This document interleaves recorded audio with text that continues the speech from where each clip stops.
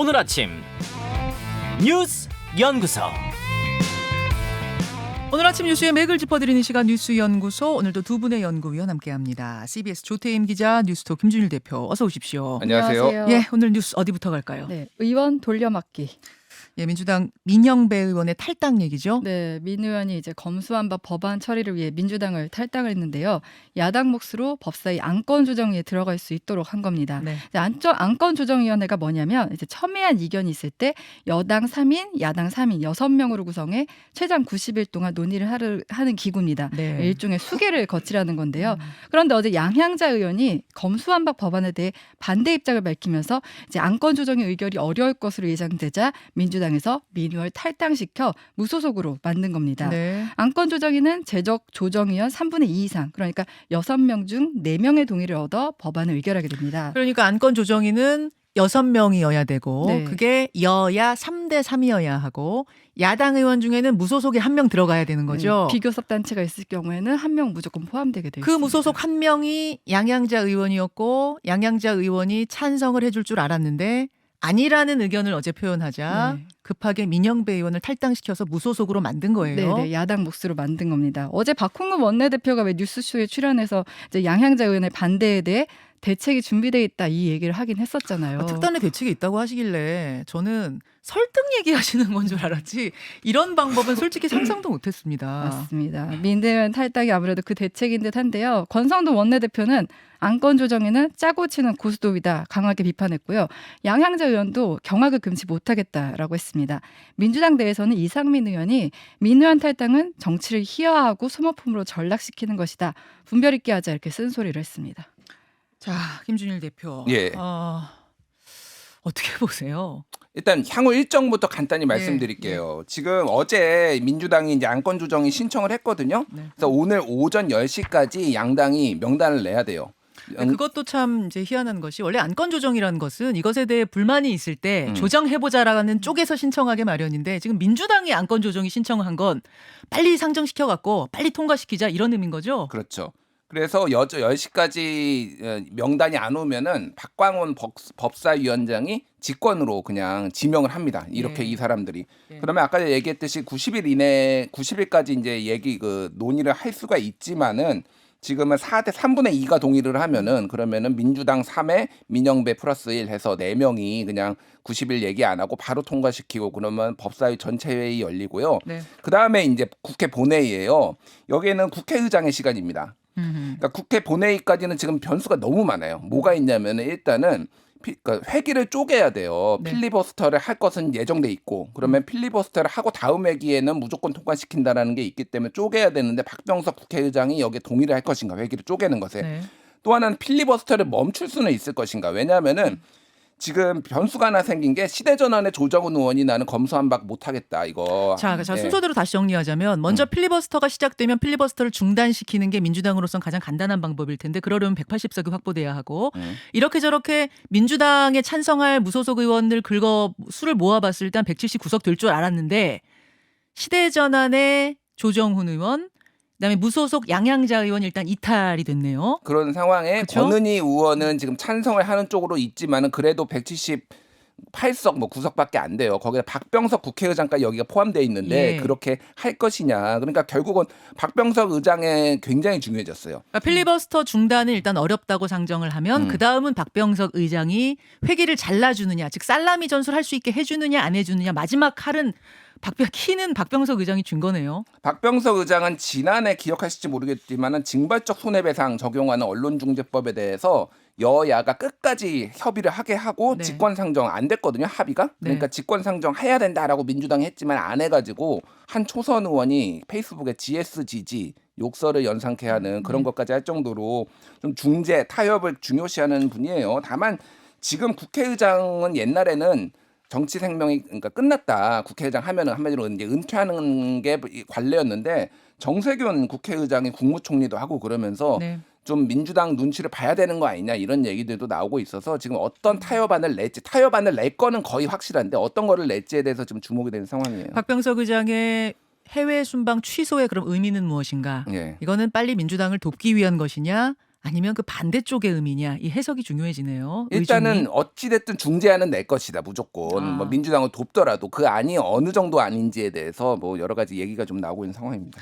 조태임 기자. 네, 이런 가운데 정의당이 중재안을 냈는데요. 정의당은 이제 기본적으로 검찰의 기소 수사 분리에 대해서는 찬성을 한다는 입장이었는데 이제 속도나 방식이 문제라고 계속 지적했었어요. 맞습니다. 배진교 원내대표가 1년간의 시행 유예 기간을 두자 이렇게 제안을 했습니다. 그러니까 민주당은 입법 후 3개월 유예 기간을 두자고 했었는데 3개월은 너무 짧으니까 입법 후 1년간 유예 기간을 두거나 아니면 1년간의 논의 뒤에 입법을 하자 이런 안을 제안했습니다. 자, 잠시 후에 오늘 월간 조응천이 준비된 시간이었거든요. 민주당 조응천 의원과 함께 이 내용을 좀 더 짚어보기로 하고 일단 두 번째로 가죠. 네, 종부세 치고 나가는 오세훈. 예, 이거 어떤 얘기입니까? 네, 서울시가 종부세를 포함해 이제 보유세 부담을 낮추는 내용의 세제 개편안을 어제 인수위에 제안했습니다. 예. 장기적으로는 종부세를 폐지해야 한다고도 밝혔습니다.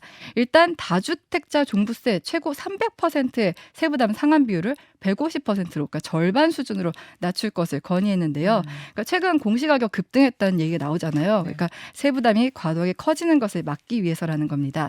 또 재산세와 관련해서는 최고세율 적용 구간을 이제 공시가격 5억 원 초과해서 9억 원 초과로 올리자고 제안했습니다. 이 또한 지금 현재 집값 상승 현실을 반영한 건데요. 여기에 1주택자 실거주자와 은퇴 고령자의 재산세를 깎아주는 세액 공제제도 신설도 제안했고요. 또 주택 소유주의 나이와 주택 보유 기간에 따라 최대 30%의 재산세를 감면해주는 방안입니다. 예. 근데 서울시 제안이지만 인수위에서 그대로 받아들일 가능성이 좀 커 보이는데요. 윤 당선인이 앞서 당선 직후에 오세훈 시장에게 전화를 걸어서 부동산 값 잡아야 되니까 사람 좀 보내달라 이렇게 요구하기도 했었습니다. 힘준희 기자. 예.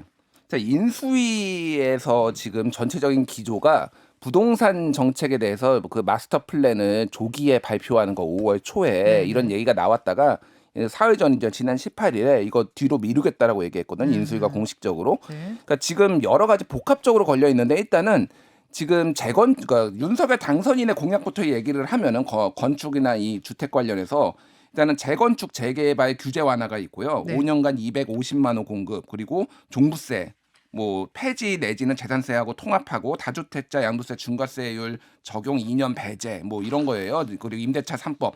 그러니까 이런 것들이 지금 결정하기에는 너무 부담이 많이 되는 거 하나가 있고 또 하나는 지금 재건축 완화 때문에 집값이 들썩이고 있어요. 네, 네. 그러다 보니까 지금 발표를 못 하는데 여기에서 종부세까지 만약에 하면은 서울에서는 좋아요. 서울에서는 선거에 유리할 수 있는데 전국 선거에서 종부세 폐지에 대해서 반대하는 여론이 많거든요. 그러니까 이거를 직접 인수위가 하는 것보다 우회 전략을 쓴 거죠. 서울시만큼은 서울시에서 요구하니까 이런 것들은 검토해 보겠다라는 시그널을 주면서 지방선거를 충분히 의식한 지금 속도 조절을 하면서 불만이 있는 것들은 툭툭 치면서 지금 나가는 이런 전략이 아닌가 지금 얘기가 나오고 있는 거예요. 한덕수 총리 후보자도 입장을 밝혔죠. 네, 한덕수 후보자 이제 종부세와 관련해 세 부담 급증이 있는 만큼 개선이 필요하다 이렇게 밝혔어요. 네. 근데 한 후보자는 과거 노무현 정권 때 이제 총리였잖아요. 그때는 종부세 필요성을 강조했었거든요.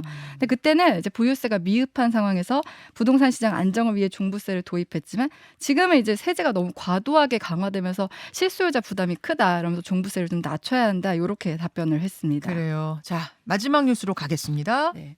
일상 복귀 속 전문가들의 경고. 지금 이제 거리두기는 전면 해제가 됐고 실외 마스크도 벗을지 어쩔지 여부를 5월 초에 결정하기로 했잖아요. 네. 그런데 전문가들의 경고가 나왔습니까? 네, 그 전문가들이 올해 11월 초, 그러니까 늦가을에서 내년 초 사이에 코로나가 재유행할 것이라고 이렇게 전망을 했어요. 근데 이때가 위험한 게 3차 접종의 면역력이 감소됐기 때문에 그리고 또 추운 날씨 등이 있기 때문에 이제 이때 피해가 커질 수 있다고 본 거거든요. 정은호 건구대학교 수학과 교수가 어제 질병관리청이 주최한 심포지엄에서 백신 접종과 사회적 거리두기를 이제 가을 유행의 중요 변수로 꼽았는데요. 수학과 교수시라면은 이 저 데이터 가지고선 모델링하는 맞습니다. 예, 그분이시죠? 네, 그래서 가을 재유행 전 이제 4차 접종을 어느 정도 하느냐에 따라 누적 사망자가 최소는 700명, 많게는 2,700명까지 발생할 것으로 내다봤습니다. 정부 역시 하루 전에 같은 의견을 냈었는데 이상원 역학조사 분석단장이 늦가을 무렵에 새로운 유행이 있을 수 있다 이렇게 밝혔습니다. 근데 한 변이가 우세화된 후 한 10에서 14주 이후에 이제 그 유지되는 패턴을 고려하면 네. 새 변이가 올해 하반기에 이제 유행할 수 있다는 건데요. 국내에서 지금 오미크론 재조합 변이 바이러스인 XE와 XM이 처음 발견되기도 했는데 네. 이 XE와 XM의 전파력이 기존 바이러스보다 한 10% 정도 높은 것으로 지금 전해지고 있습니다.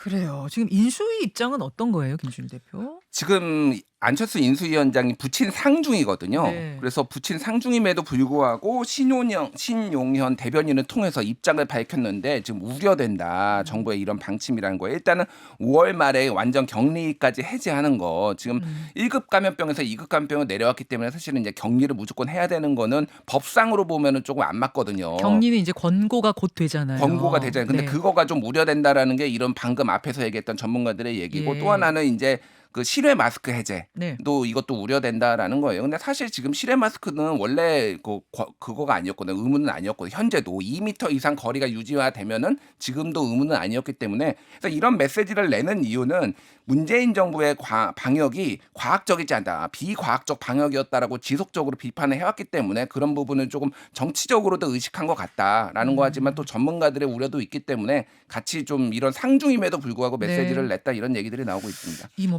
방역에 대한 이야기, 코로나에 대한 얘기는 이게 무슨 정치적인 논쟁거리는 분명히 아니고요. 예, 중지를 모아서 가장 지혜로운 방안을 찾아야겠습니다. 두 분 수고하셨습니다. 감사합니다. 김현정의 뉴스쇼는 청취자 여러분의 참여로 이루어집니다. 트위터, 페이스북, 레인보우 게시판, 그리고 단문 50원, 장문 100원의 유료 문자 샵 1212, 우물정 1212 통해 참여하실 수 있습니다. 김현정의 뉴스쇼, 여러분과 함께 만듭니다.